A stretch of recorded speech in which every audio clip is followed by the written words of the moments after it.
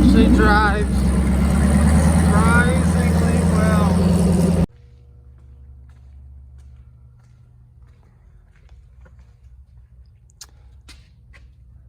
Got the transmission out of here. I'm gonna have to replace this flex plate real quick.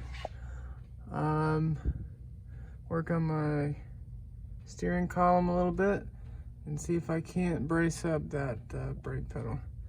And I gotta knock this thing off here, swap it out for 4L80 flex plate, and get that pedal fixed.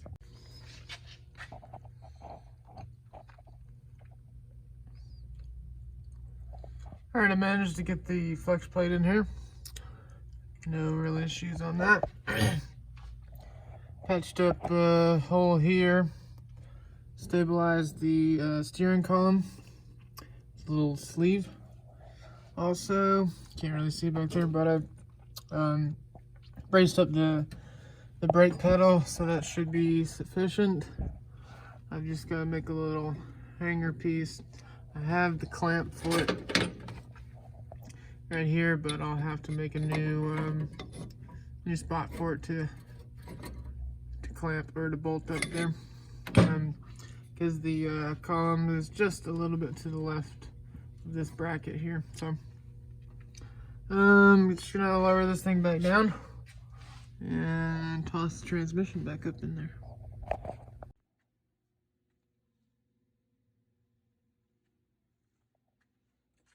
Go ahead and replace these old brake calipers and rotor.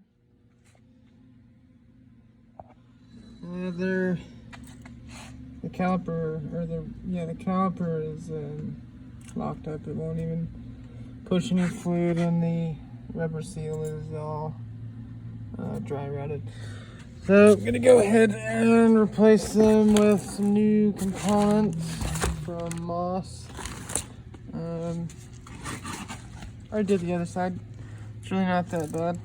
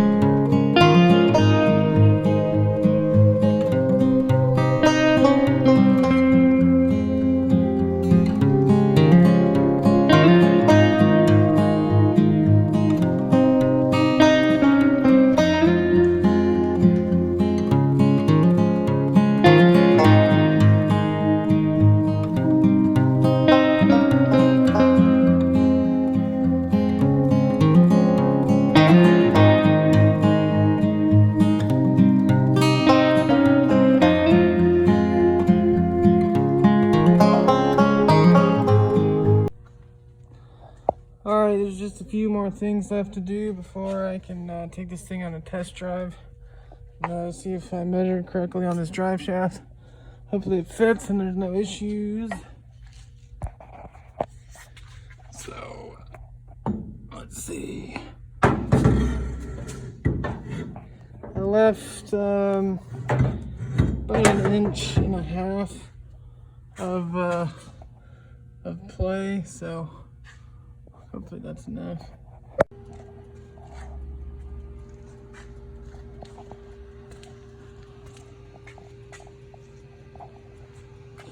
Alright, I'm getting ready to crank this thing and see if I can put it in gear. Changed out the injectors.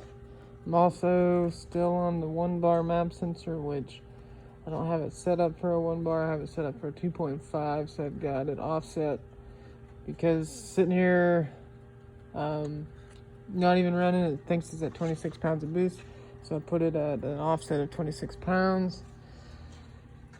Finally got a belt on the accessories here, so it's pretty much just an alternator and a water pump. Struggling to keep this radiator from leaking.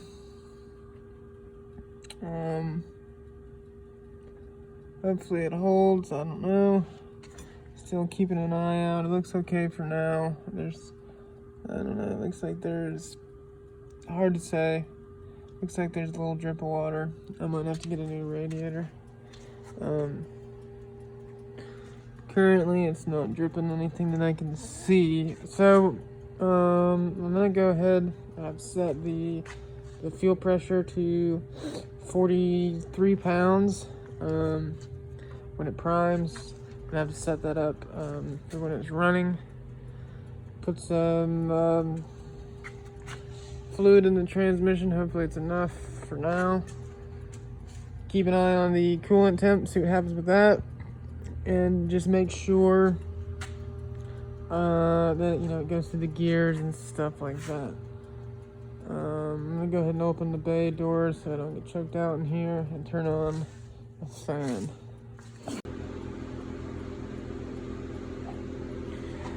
Alright, I'm just going to go in here and load up the tune that I had set up for it. 26 pounds offset.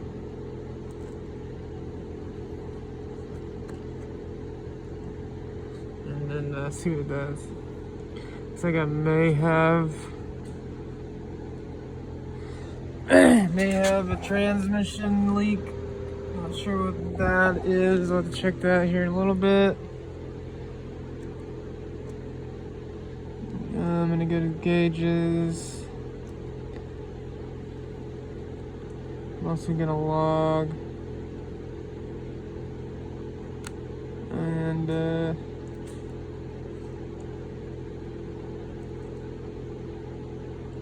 don't remember what it was on.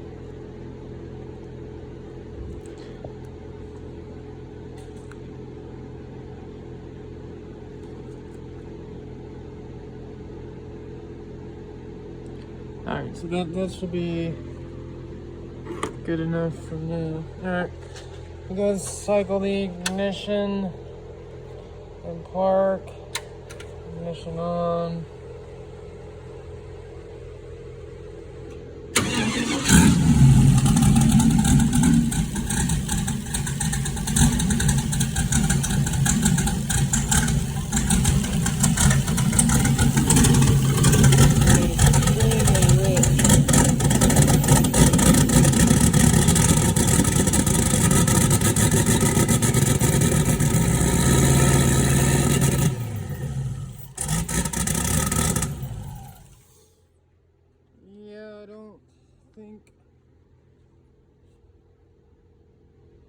Don't think that map sensor is reading correctly,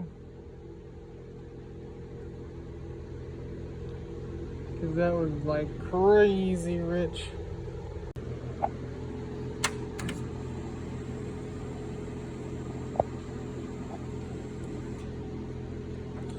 Alright, so I'm gonna go back to the base calibration for this engine, and I went in and just added 80-pound injectors, so I'm not going to have any of my pinouts. The fans aren't going to come on, but I just want to make sure everything's going to work. I just have to get the 2.5 bar map sensor. It's on the way, it's just not here yet. So anyways, this actually should work now, hopefully. We'll see what it does though.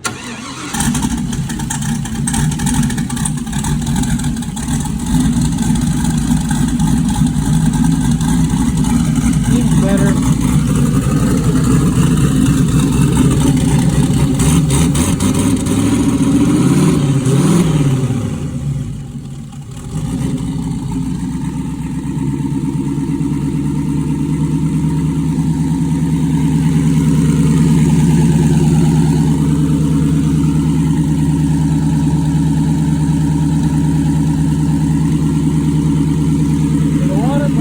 Running. I want to see what the temperature is.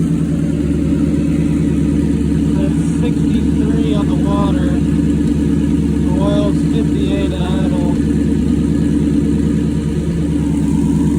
Check the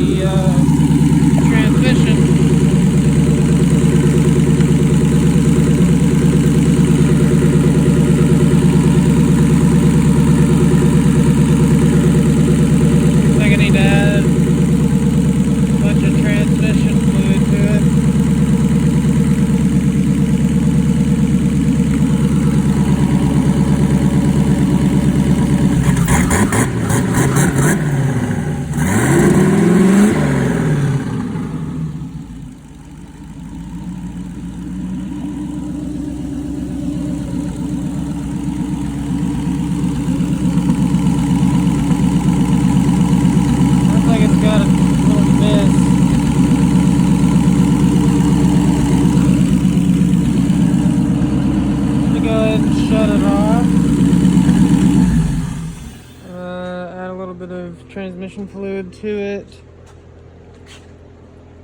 Check for leaks.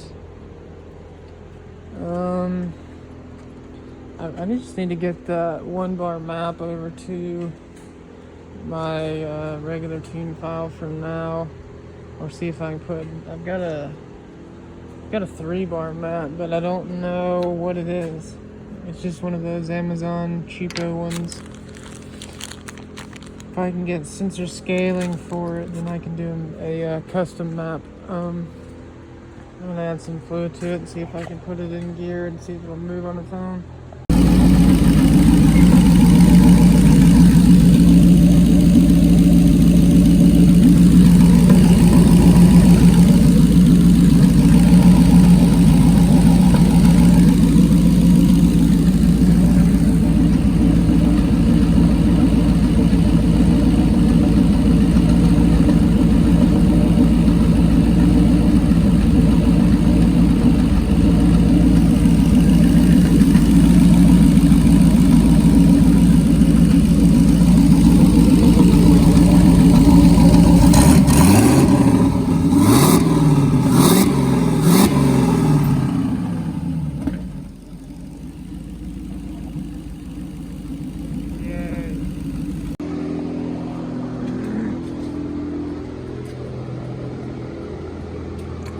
Well, it looks like I have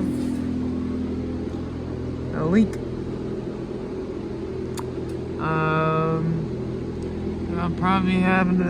I'll probably have to take the intake manifold off, because I can see a little puddle coming from underneath, like right here on the side of it, over the valley plate, just to the side of the valley plate. I don't know. I guess these intake manifolds run water through them. I'm not sure though. I don't know where else water would be coming from. It's not dumping out the exhaust or anything crazy like that. It's quite a substantial leak. Thought maybe it would be my little sensor over here that I had to jerry rig up. But that looks like it's holding fine. But there's something else leaking. It looks like,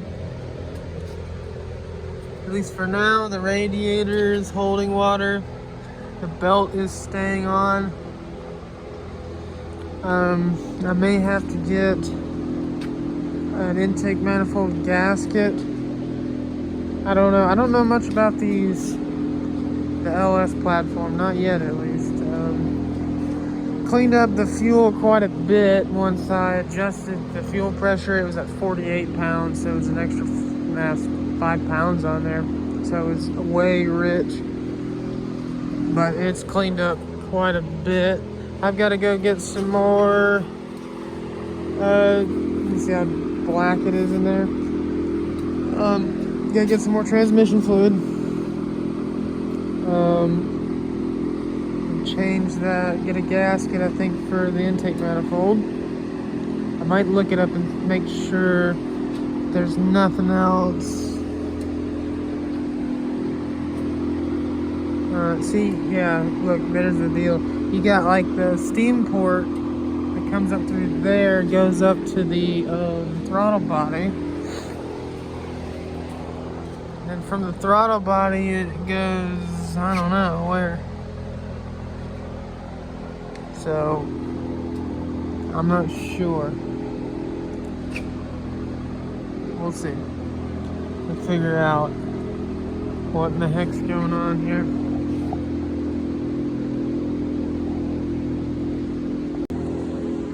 Well, I was wrong on that. Just doing a little tiny bit of research and find out that the steam ports, all they do is relieve pressure, well, the steam, any trapped air in the top of the engine. So what I essentially did was just left open a coolant passage, and it was just draining out the top of the engine. So, my bad, that was dumb. Anyways, I guess you learn something new every day. I didn't know, so I didn't do it. Yeah, so that's where it was coming from, right there. I was wondering what in the heck that was for. So that actually needs to go back into the coolant system somehow, some way. I just think I pinched my freaking airline. Anyways, I'm gonna reroute that and then we'll try this again.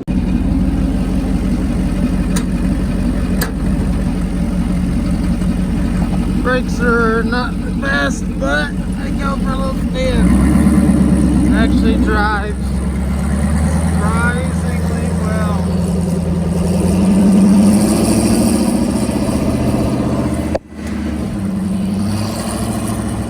Kind of hard to see though. Really smooth. Pretty happy with it.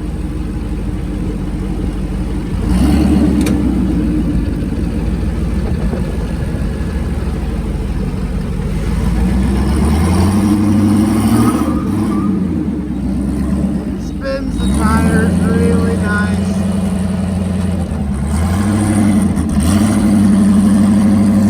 Still needs quite a bit of tuning, but I don't know, it moves on its own, so that's really promising.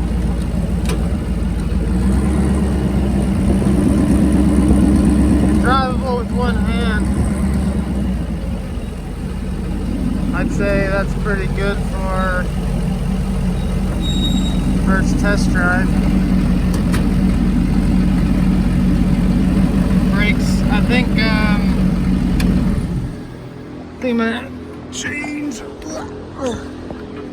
I'm gonna see if I can change these drums on the rear with some new drums and see if that helps the brake conditions any. Because the pads in the front, you know, they're like tiny little things, kind of like the strange ones on 240, but yeah, they're not holding very well. But the thing is, this thing pulls really hard in gear because the torque converter is very tight. It's like a regular